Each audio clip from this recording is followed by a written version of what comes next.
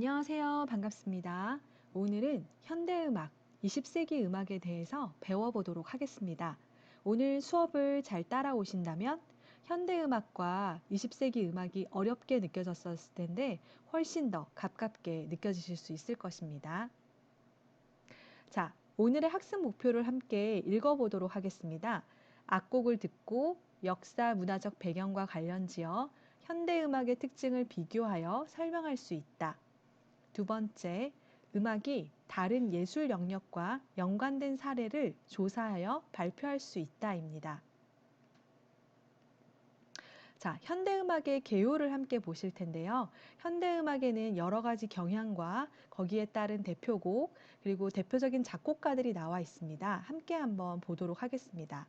먼저 인상주의와 표현주의, 원시주의, 미니멀리즘, 우연성 음악 이런 경향들이 있고요. 대표적인 곡들로는 목신의 오후의 전주곡, 달에 홀린 피에로, 봄의 제전, 피아노 페이스, 그 다음에 4분 33초, 그 다음에 대표적인 작곡가로는 드뷔시, 쇤베르크, 스트라빈스키, 라이히, 케이지라는 작곡가들이 있습니다. 자, 그럼 제일 먼저 원시주의 음악에 대해서 알아보겠습니다. 원시주의 음악은 세련된 후기 낭만주의 음악에 대한 반동으로 생겨났습니다. 원시적 생명력에 대한 동경으로 격렬한 리듬과 음색을 사용하는 게 특징입니다. 그래서 회화의 야수파와 입지파의 영향을 많이 받았고요. 기법상으로는 선율이나 화성보다는 리듬을 중요시하며 대담한 불협화음 등을 보여줍니다. 대표 작품으로는 스트라빈스키의 봄의 제전, 불새, 페트루슈카 등이 있습니다. 여기서 잠깐, 그러면 그 현대음악은 미술과 굉장히 연관성이 높은데요. 야수파의 대표적인 화가인 앙리 마티스의 그림을 보도록 하겠습니다. 굉장히 그 장면이 강렬하죠. 레드 컬러를 쓰고 원색적인 컬러를 써서 굉장히 강렬한 인상을 주는 미술 작품을 야수파라고 합니다. 그 다음 입체파의 대표적인 작가로는 피카소가 있죠. 피카소도 마찬가지로 앙리 마티스처럼 굉장히 강렬한 색채를 쓰는 것이 특징입니다. 자, 그러면 원시주의의 대표적인 작곡가인 스트라빈스키는 러시아의 작곡가이고요. 타악기적 경향과 불협화음을 많이 사용했습니다. 대표적인 작품으로는 불새와 페트루슈카, 봄의 제전 이런 세 작품이 굉장히 유명한 작품이 있습니다. 자, 그 중에서 우리는 오늘 봄의 제전이라는 작품을 볼 텐데요. 자, 봄의 제전은 영화 샤넬과 스트라빈스키 중에서 봄의 제전이 한 장면으로 등장하게 됩니다. 거기서 보시면 선사시대 러시아를 배경으로 다산을 기원하는 종교의식을 묘사합니다. 러시아의 민속 선율과 원시주의를 결합하였으며 초연 당시에 청중들이 충격을 받아서 소동을 일으킨 일화로 굉장히 유명합니다. 여기 첫 장면에 보시면 굉장히 불편해하면서 나가버리죠. 그래서 사람들이 처음 이 공연이 시작됐을 때 여기서 사용되는 리듬과 그 타악기적인 음악들이 듣기가 불편해서 소동을 일으켰다고 합니다. 자, 그 다음 두 번째는 불새라는 작품이 있습니다. 1910년 파리에서 초연된 작품으로 러시아의 전래 동화를 바탕으로 만들어진 작품입니다. 이 이야기의 줄거리는 이반 왕자가 악마와 싸우는데 불새를 만나게 되는데 그 불새가 마법의 힘이 있는 깃털을 왕자에게 줌으로써 그 악마를 물리칠 수 있었다는 이야기입니다. 이 곡은 발레 음악인데요. 발레 감독인 디아길레프가 스트라빈스키에게 발레 음악을 의뢰했다고 합니다. 제가 지금은 다 보여줄 수 없지만 여러분들이 개인적으로 영화 디즈니 판타지아 중에서 불새를 검색해서 보시면 아주 재밌는 음악이 있구나라고 알 수 있을 겁니다. 자, 그러면 12음 음악에 대해서 알아보도록 하겠습니다.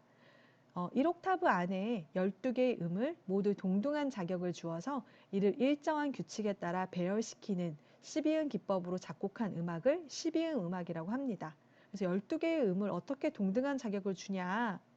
보시면 이렇게 12개의 음을 짜서 요 12개의 음을 이용해서 작곡한 것을 12음 음악이라고 합니다. 자, 12음 음악의 대표적인 작곡가는 쇤베르크입니다. 쇤베르크는 오스트리아 비인의 작곡가이고요. 12음 음악과 무조 음악으로 강한 영향력을 가진 작곡가입니다. 대표적인 작품으로는 바르샤바의 생존자라는 작품이 있습니다. 자, 그러면 바르샤바의 생존자라는 작품을 들어볼 텐데요. 듣기 전에 잠깐 설명을 하도록 하겠습니다. 이 곡은 간결하면서도 압도적인 작품입니다. 1944년 바르샤바 봉기에 생존자들로부터 들은 이야기를 기반으로 만들어졌으며 나치의 횡포 속에 죽어간 유태인들에게 쇤베르크가 바치는 애도의 표시라고 생각하시면 됩니다. 극한적인 비통함과 두려움, 악몽 같은 비현실성과 감성적인 혼미함을 소리로 표현해내는데 쇤베르크는 탁월한 재능을 소유했고요. 결국 이 작품을 통해 완벽한 소재를 다루게 되었습니다. 그는 또한 가장 황량한 상황에서도 격정적인 분노와 영웅적 확언을 음악을 통해 표현해내는데 탁월했으며 이러한 능력들이 조화를 이룬 결과 강렬한 음악 작품이 탄생하게 되었습니다. 잠깐만 들어보시겠습니다.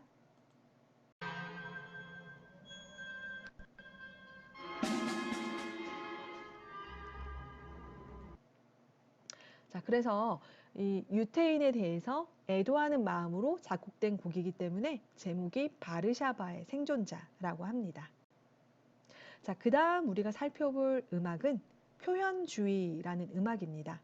일단은 표현주의가 어떤 것인지 한번 보도록 하겠습니다.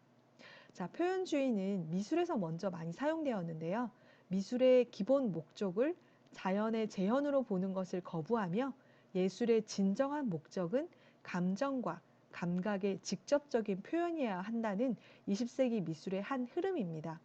그래서 예전에는 그림하면 자연의 풍경을 그렸죠. 그런데 하지만 표현주의에서는 그러한 것들을 무시하고 그때그때 느끼는 감정들을 그림으로 표현해냈습니다. 대표적인 작가로는 뭉크와 앙소르, 호들러 등이 있고요. 샤갈과 클림트 등도 표현주의자로 간주되기도 합니다. 여기서 잠깐 표현주의의 대표적인 작곡가인 뭉크의 절규를 보도록 할게요. 이 뭉크가 느끼는 감정들을 그림으로 표현해냈죠. 굉장히 혼란스럽고 견디기 힘든 상황을 절규한다는 표현을 강렬하게 보여주고 있습니다. 그 전에 보여줬던 그런 자연주의 작품과는 전혀 틀리게 작가가 느끼는 감정에 중시해서 표현하는 작품이 표현주의의 미술 작품이라고 볼 수 있습니다. 자, 표현주의의 대표적인 작곡가도 마찬가지로 쇤베르크인데요. 오스트리아 비인 출신의 작곡가이고요. 대표적인 그 표현주의 작품으로는 달에 홀린 피에로와 정화된 밤이라는 곡이 있습니다. 자, 달에 홀린 피에로라는 곡은 벨기에의 상징주의 시인 지로의 연작시를 바탕으로 총 21곡으로 이루어진 연가곡입니다. 독일어로 번역된 가사에 여성의 목소리와 8개의 악기로 이루어진 실내 앙상블을 위한 음악으로 만들어졌고요. 슈프레이슈티메가 포함하여 박자를 느낄 수 없고 복잡하고 야릇한 느낌의 곡이라고 합니다. 그래서 달에 올린 피에로라는 곡이 있는데요. 여러분들이 지금은 다 들려줄 수 없지만 여러분이 시간을 내서 한번 들어보시면 아, 이런 곡이 쇤베르크가 지은 곡이었구나. 표현주의의 음악이구나 하고 느껴보시면 되겠습니다. 자, 그 다음은 우연성 음악인데요. 아마 여러분들이 드라마에서나 영화에서 가장 많이 들어봤던 음악 중에 하나가 우연성 음악이 아닌가 싶습니다. 우연성 음악은 불확정성 음악이라고도 하고요. 작곡이나 연주에 우연성을 가미한 음악입니다. 너무나 추상화되고 정밀하게 구성된 예술 음악에 대한 반발로 나타났습니다. 대표적인 작곡가로는 존 케이지와 슈토크하우젠, 펜데레츠키 등이 있습니다. 그 중에서 우리는 오늘 존 케이지의 작품을 들을 텐데요. 여기 보이는 이분이 존 케이지라는 분이세요. 이분은 미국의 작곡가이며 우연성, 불확정성의 음악을 띠며 작품 자체가 음악과 예술, 삶의 경계를 무너뜨린 형태를 취합니다. 여기 보이는 이 페이지가 존 케이지가 지은 4분 33초라는 악보인데요. 이 곡이 악보입니다. 1악장 1타셋, 2악장 2타셋, 3악장 3타셋. 타셋은 그리스어로 침묵이란 뜻이거든요. 그래서 1, 2, 3악장이 침묵해라 라고 되어 있는 것입니다. 자, 그래서 이 곡 같은 경우에는 연주자가 피아노 앞에 나와서 4분 33초 동안 앉아 있다가 퇴장하는 것입니다. 1악장은 33초 동안, 2악장은 2분 40초 동안, 3악장은 1분 20초 동안 침묵하는 거죠. 4분 34초는 음악의 의미를 확대한 것으로 4분 33초 동안 관객이 웅성거린다거나 볼펜을 똑딱거린다거나 기침하는 등 이런 여러 가지 소음도 음악이 될 수 있음을 의미하는 거예요. 그래서 음악의 의미를 확장했다고 생각하시면 되겠습니다. 드라마 베토벤 바이러스 중에 4분 33초가 연주되는 장면인데요. 아무것도 연주하지 않고 웅성거리는 이 모든 것들도 음악이 될 수 있다라고 관객들에게 보여주죠.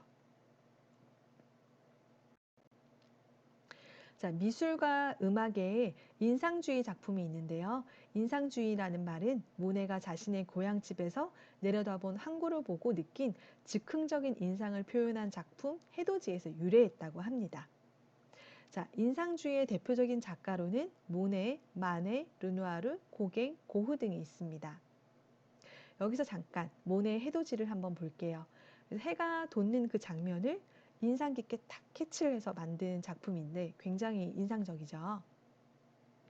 자, 인상주의 작품은 인상주의 미술과 상징주의 시 등의 영향을 받아서 프랑스를 중심으로 나타났습니다. 표현의 섬세함과 자극적이고 색채적인 음의 효과, 모호한 분위기가 특징적이고요. 오는 음계, 오음 음계 등은 여러 가지 선법을 사용했습니다. 대표적인 작곡가로는 드뷔시, 라벨, 스트라빈스키, 바르톡, 코다이 등이 있습니다. 자, 드뷔시가 대표적인 작곡가입니다. 프랑스의 작곡가이고요. 구름이나 바람, 향기, 물 같은 움직이는 대상의 인상을 음악에 표현했습니다. 대표적인 작품으로는 목신의 오후 전주곡이 있습니다. 자, 아까 말했던 것처럼 이렇게 음악을 시에 기초한 음악이에요. 말라르메의 시에 기초한 음악이고요. 목신의 환상 속에 펼쳐지는 관능적이고 신비로운 장면이 뛰어난 관현악법으로 표현되고 있습니다. 이 작품도 발레 음악인데요. 니진스키의 안무로 발레로 만들어졌습니다.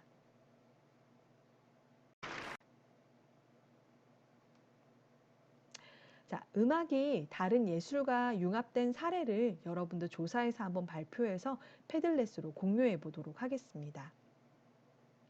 자, 오늘 현대음악에 대해서 여러 가지를 배웠는데 여러분들 조금 이해가 되셨죠? 현대음악과 미술은 뗄래야 뗄 수 없습니다. 여러분 오늘 하루도 수고 많았고요. 다음 시간에 또 다른 내용으로 만나도록 하겠습니다. 감사합니다.